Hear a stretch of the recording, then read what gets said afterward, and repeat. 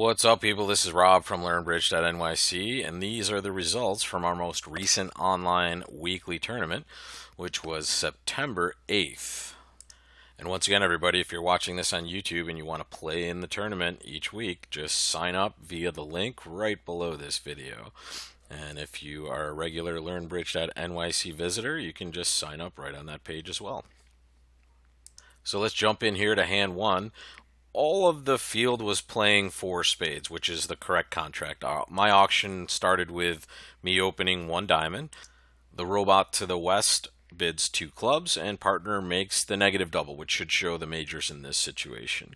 I chose to bid three spades with this hand because it's a strong hand now that I know I have a fit, and especially a major suit fit here. So this singleton ace of hearts is worth extra value, so we can gauge our strength appropriately and jump one level here. And this just says, look, I have probably like a good 16 to 18, and if you can bid game, you should. And that's exactly what partner does. The key to making 5 on this hand is simply to make sure you take your diamond finesse relatively early, because it's going to serve two purposes for you. You're going to lose the finesse, and here I drew trump right away, ending in dummy. And the reason we end in dummy is because we want to play diamonds next, right? So we want to be in the correct hand to lead towards the ace-queen. And just like we talked about in previous videos, the right way to play when you don't have the 10 in this situation is just to play a low diamond to the queen. And the diamond finesse loses, which is okay. We still get to take our jack and our ace, and if the suit is dividing evenly, we're going to be able to actually take an extra trick with diamonds, because this last diamond will end up being a trick. And we can see that they are dividing evenly. As it turns out, though, the way it proceeds from here, we're not even going to need the diamond, because they lead the club, and now they exit with a diamond and we win in dummy. And then when we come over to our ace of hearts and we trump a club, which we're going to have to do anyway, we see the king fall. So now we have essentially no more losers, because we can trump one heart and we can pitch another one on the queen of clubs. But as it turns out, when we play this last diamond here, we see that those divide evenly as well. And now we have two good winners in our hand and another winner in the trump suit in the north hand. So you should make 11 tricks on this hand. A lot of you made only 10, and some went down. Those of you that went down took a line where you didn't play diamonds at all until much later in the hand. And notice, if you go back to the beginning of the hand here, if you play these other side suits and start trumping back and forth, you're going to have an entry problem, right? You're not going to be able to get back to this hand. So start this suit early while you still have these cards to get back and forth, and you'll do much better on this particular deal. Board 2 was a very interesting play problem. We end up in 3-no trump or 2-no trump. I took a little aggressive stance. So when partner makes this invitational bid, and that's what 2 spades is, right? It says they have a 4-card spade suit and they have invitational values, and that's what this auction should mean. I chose to bid 3-no trump because I liked my hand and I like leads coming towards all of these suits for sure. So I took a gamble and bid 3-no trump. When the dummy comes down, we can see after we count our winners that we have a lot of work to do, right? We took the first diamond trick, and if we count our winners here, we have 3 more diamonds, 1 club, and 1 spade. So that's a total of 6 winners. We need 3 more. And on this hand, it should be relatively obvious that at least 2 of those tricks are going to come from the heart suit. And notice the holding we have, queen, jack, 10, 9. So we're going to lose 2 tricks for sure, the ace and the king, but we get 2 in return. It looks like spades is a dead spot for trying to get extra tricks. In fact, it might be a very vulnerable spot for us. And clubs, we have an opportunity for 1 extra trick if the finesse is winning, meaning if the king is in the east hand, which we can see that it is. So the first part of this is we start hearts, right? We want to get these 2 tricks good before the opponents have an opportunity to break clubs or spades, which are the suits that can do us real harm. So the first thing I did is let a heart, and now they returned a low club, and this is a finesse I have to take at some point anyway, so I'm going to take it now. I'm going to play my queen of clubs, and it actually wins. That's a big win here. And now I get rid of the ace of hearts, and at this moment we can count 9 tricks. So we've already taken 2 winners. We have 3 diamonds, that's 5. two hearts, that's 7, and the two black aces for 8 and 9.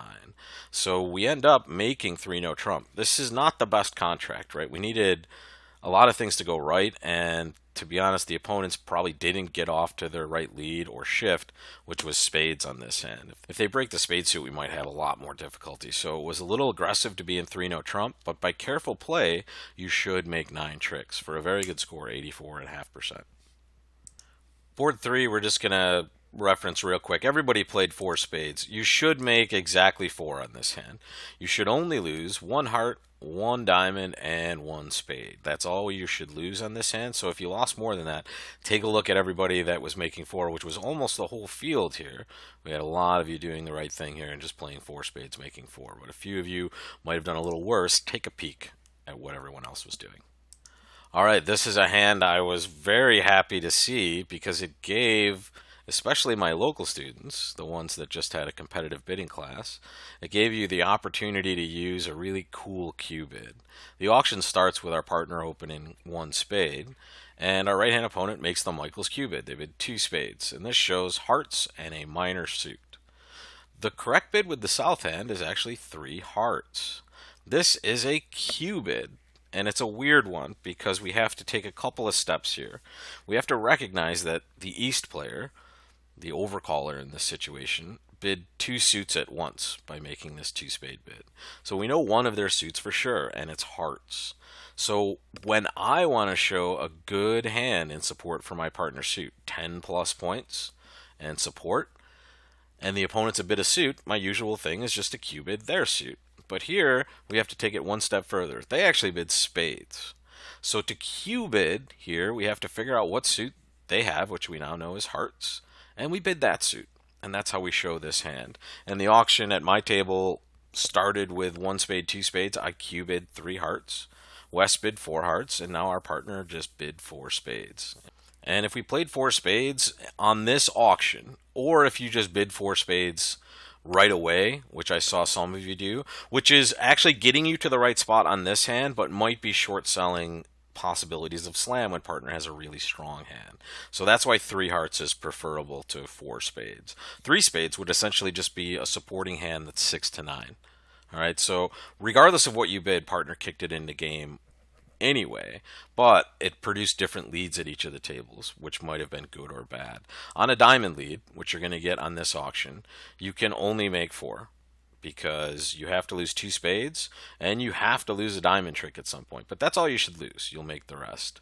Some of you that bid 3 spades actually got a nice gift of a lead. They did not lead diamonds. They actually led their singleton queen of clubs, and on that lead you're able to take an extra trick because you get to pitch away a losing diamond. So if you bid 3 spades, it was the wrong bid, but it produced a very favorable lead for your side. So, but 4 spades making 4 is a very good result, 62.5%, right where you want to be. And like I said, these players here did a little better, but didn't bid it correctly. So good score, but 3 hearts is your bid. Board 5 was super interesting. Partner opened 1 diamond, and we're sitting with this monster of a hand in the south. Some of you bombed off to slam almost immediately, either bidding 4 no trump to ask for aces, or just bidding 6 no trump.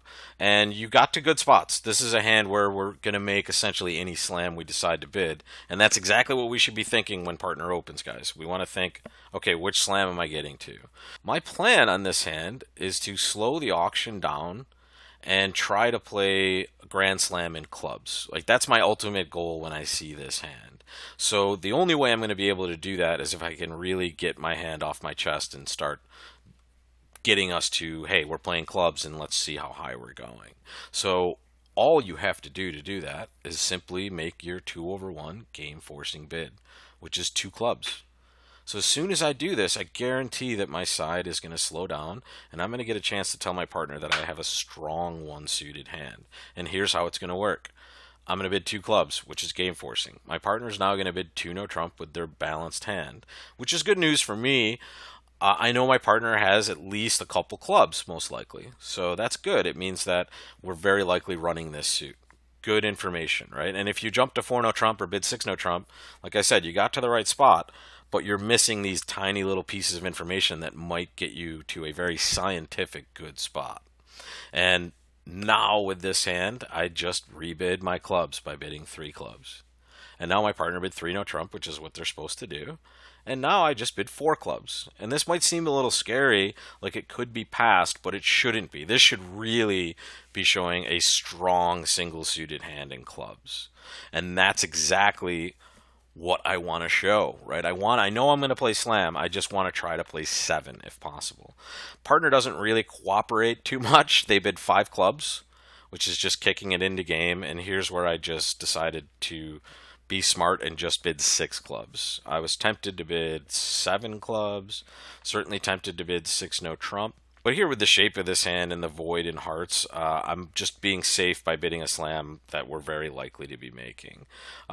This is a hand that you're going to make any slam you get to, as long as you make sure you get to slam. A lot of you got to slam and a lot of you did not. So with these results down here where we're just playing below slam, we want to be a little more aggressive when we have hands that are this strong. And remember always, your partner opened the bidding in front of you.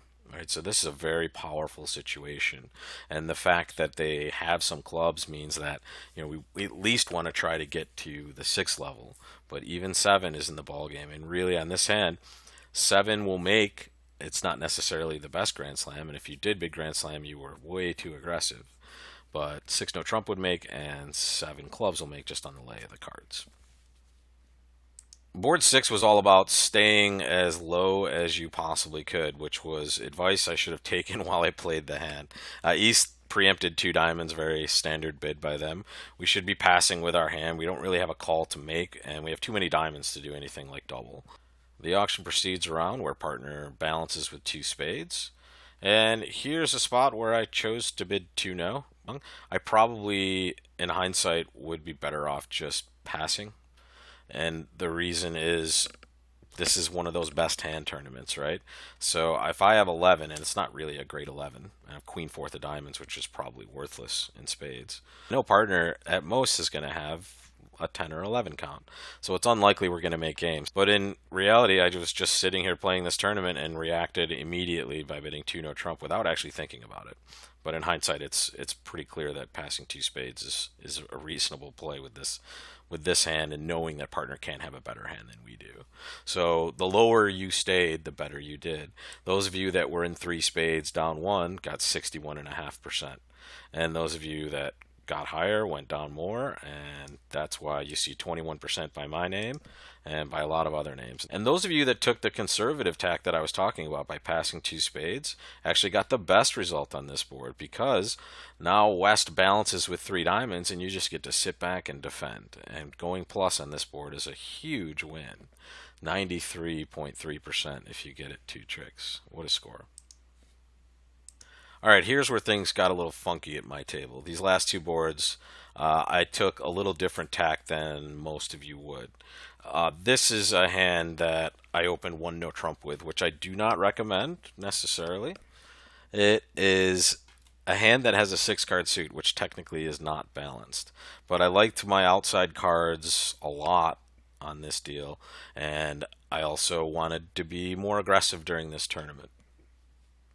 And this was going along with my original strategy of being very aggressive when I could. And this was a hand that I took a more aggressive stance with by opening 1 no trump. If you opened 1 club, it's not wrong at all.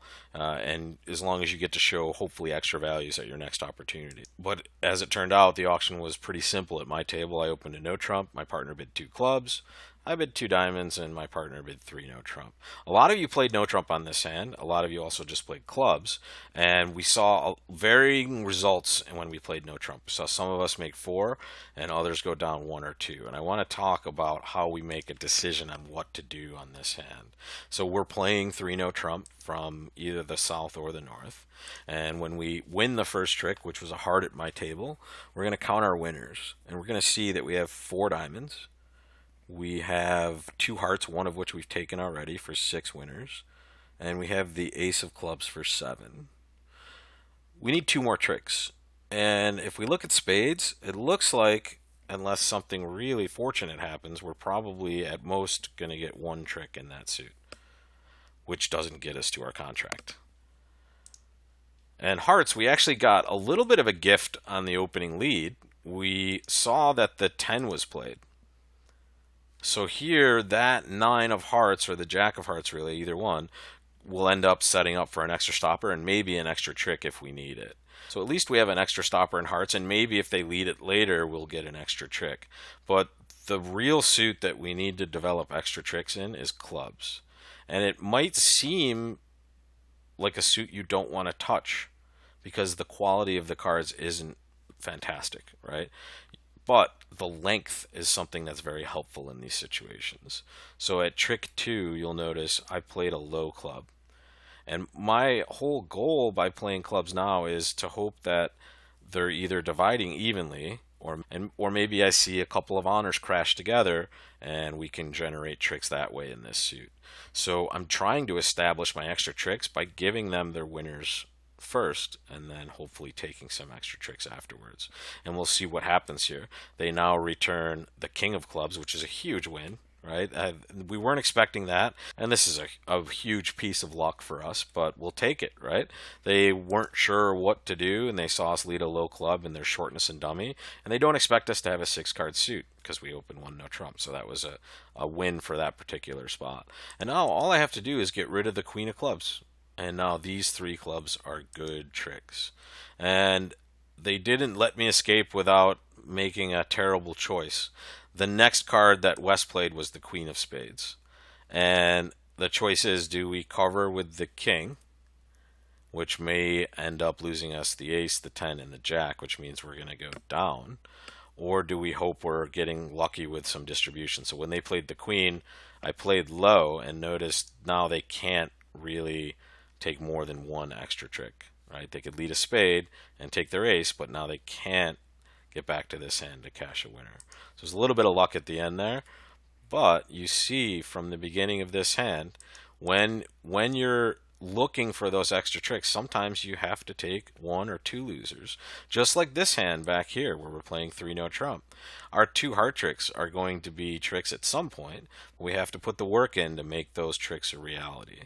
So don't be afraid to lose tricks, especially when you can handle a lot of the returns they're going to make. And here on this hand, after the opening lead and we see the 10 of hearts, we know we're relatively safe in most of the suits that they're planning to lead.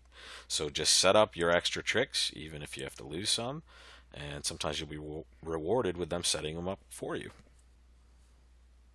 And now you're looking at the results for board 8. And the key to success on this board was going minus the least. Every single player went minus. And a lot of you just automatically assume that if you're playing something and you go down or you go minus in any way, that it's just a bad result. And really, that is not true when we're talking duplicate bridge. Minus 50, going down 1 in whatever contract you were in, was worth 97.1%. Going down 2 in anything you were in was worth 68. So when you're playing a hand, guys, and you think it's just the worst situation ever, right? And some of you just tune out and just like play cards and lose an extra trick just because you're getting a little sloppy because you're a little tilted from going down. It's important, even at that point, when you're going down 2, save as many tricks as you possibly can because it might severely impact your score. In fact, 1 extra under trick takes you from a 68.3% to 30%, right? And 2 extra takes you all the way down to 9.6%. So don't get discouraged, guys. If you're in a reasonable spot, everyone else is going to have the same problems pop up for them that you're going to have popping up for you. So be disciplined, right? Play till the end. Like they say in football, play until you hear the whistle. Don't look at what I opened on this hand. This was a misclick or a miscount, one or the other. I opened a super light 1 no trump and played 3 no trump. I ended up going down 1, and that was because the opponents did not defend as well against me as they did against some of you. And this was just dumb luck on my part. But keep this hand in mind for the future, guys. When you're in what seems to be a hopeless situation and you're going down a bunch of tricks, do the best you can, right? Don't lose focus. Every trick matters. So thanks a lot for watching, guys, and thanks for playing in the tournament. This week we're going to start a fun little scoring of the tournament. So after the results are posted, what I'll do is I'll assign points to every player in the top 20. And the higher you are, the more points you're going to get. And if you get somewhere in the top 20, you'll achieve some points. And at the end of October, we're going to do this for a little over a month. We'll have a winner of the weekly online tournament challenge. And that winner will get a 1 hour private lesson with me online. So good luck to all of you. Keep playing, and I will see you all next week. Have fun.